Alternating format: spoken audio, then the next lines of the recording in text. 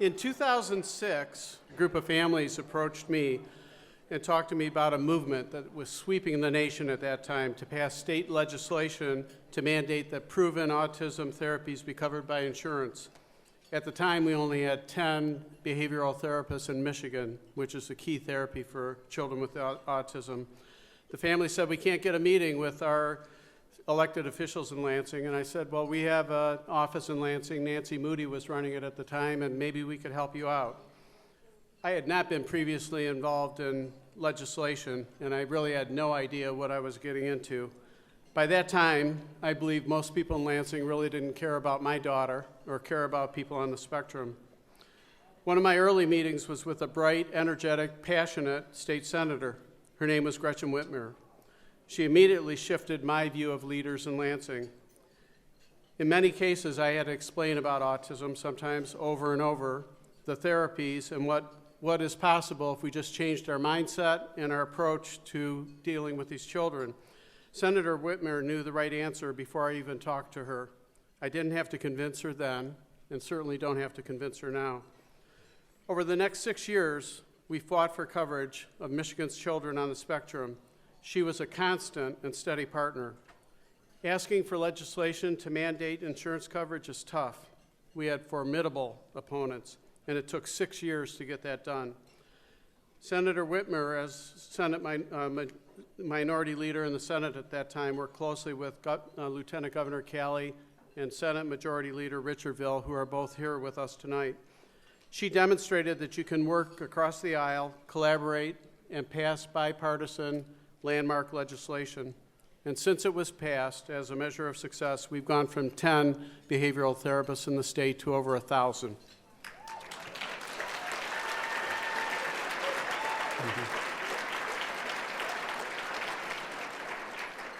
Senator Whitmer's compassion, understanding, and willingness to stand for her ground on what is right is why Peggy and I, and many people in this room, supported her to become the 49th governor for the state of Michigan. She's taking the same grit and determination that we saw with autism legislation to her role as governor of the state of Michigan. Let's give a nice round of applause to our governor, Gretchen Whitmer.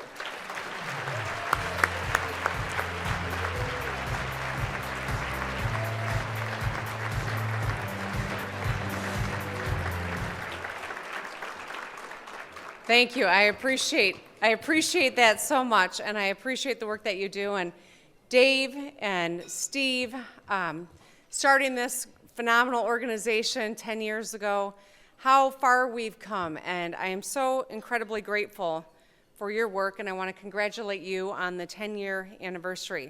You know, this is an incredible milestone, and I want to recognize how important this is for families across the state of Michigan. The leadership that was shown 10 years ago and the strides that have been made in the time since. One of my dearest friends, her name is Colette.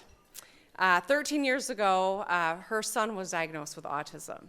And at the time, of course, 13 years ago, there weren't a lot of resources. There wasn't as much discussion, or there wasn't a clear path for what to do. And my friend, like a lot of parents, turned inward trying to figure out what to do next.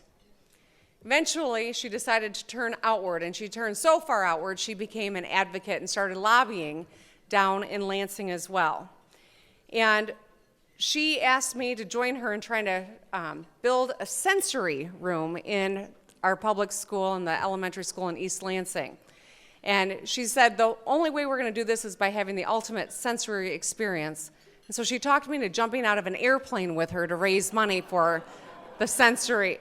I'd do it again, but I don't think the detail would let me do it at this point in my life.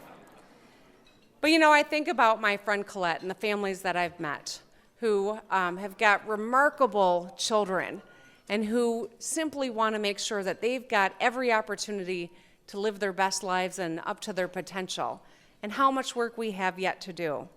Colette has a long road ahead of her, but because of organizations like this, she has resources and information and a path forward.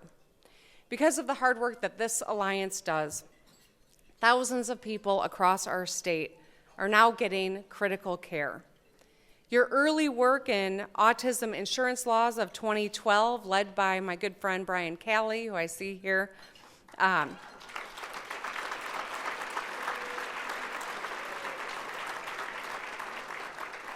I helped build safer communities and create awareness, and almost 25,000 first responders are now trained in autism awareness and responsiveness. And it's not just first responders.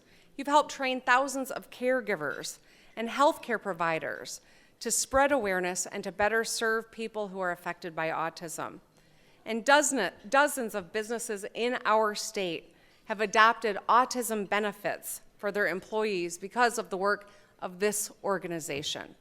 It's made a difference in businesses and in lives of families across this state.